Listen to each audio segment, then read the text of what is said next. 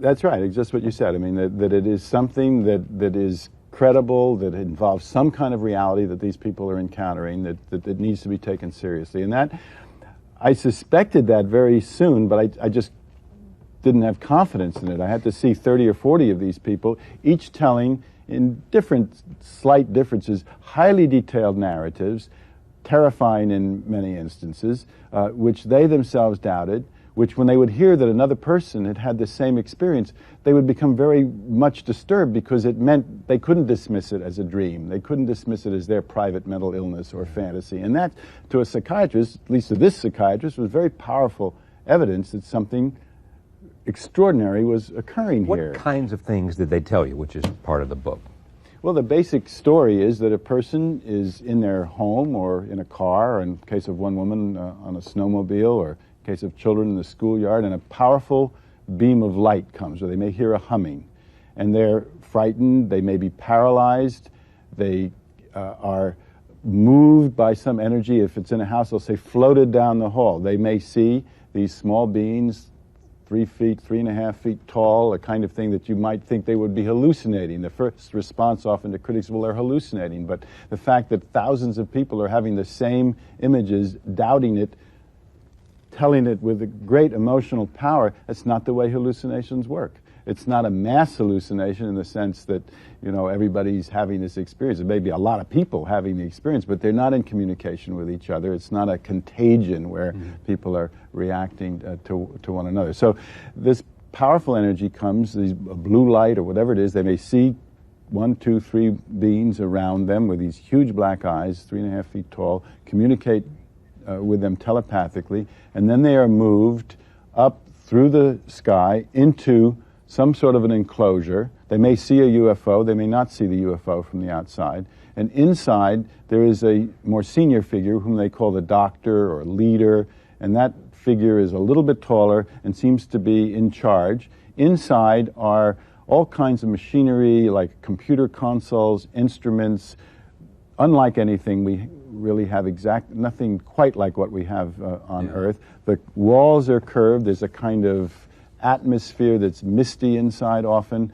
and then there's a whole set of procedures that occurs which are very complex, and often what abductees will do when they get together is they will compare, well, what was the instrument that the little creature stuck into your abdomen or in your nose, and they'll draw them, and they'll be, you know, they'll see or I've had a little experiment I've done where I have them draw them independently, and they've had the same instrument. Again, that's very strong evidence. John Carpenter, who's a psychiatric social worker who works with this population in Missouri, has a dozen or so cases where he's kept the people apart, interviewed them, explored their experiences independently, and they have like 30, 40, 50 details of what happened in the ship. It's identical, and they haven't communicated with each other. So there's all kinds of evidence, but it is evidence of narratives. Kind of evidence that's introduced into a courtroom would satisfy a jury and a judge, but in this case, since this simply cannot be,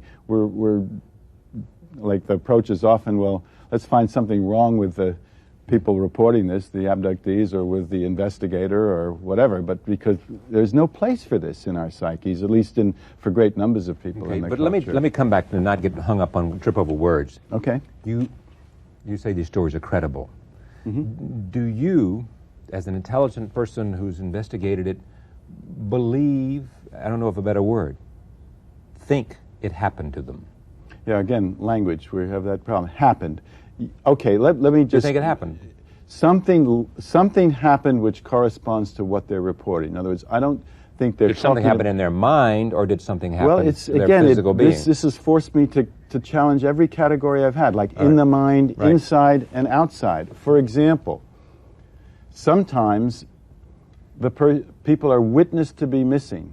A child, for example, this is my own case experience, goes in to find her mother during the time the mother's having an abduction experience. The mother's not there. Child tells the mother in the morning, "Mom, I went into your room, you weren't there." 2 young people, fathers are desperate in the morning, young teenage girls, they're gone. They say, yes, we were right here sleeping in the den of one of the girls. I've interviewed both girls, and the father, they came back, they were there. They're lesions on their bodies. There are cuts, there are scoop marks, there are intricate lesions that don't follow anything that could be self-inflicted. One person had quadriplegic that I'm working with has this very complex set of ulcers that follow a pattern on his wrist. He can't have done it to himself. Critics say, well, these are self-inflicted. They're not self-inflicted. But the physical evidence by itself would not stand up. I mean, you couldn't, because again, it's right. Not powerful enough. It's not rich enough. It's the company it keeps. It's the fact that it occurs in conjunction with these extraordinary accounts, which, in spite of all the criticism that I may be taking it too seriously right. or believing this really happened, there isn't a single case where anybody has found another explanation of what an individual has reported.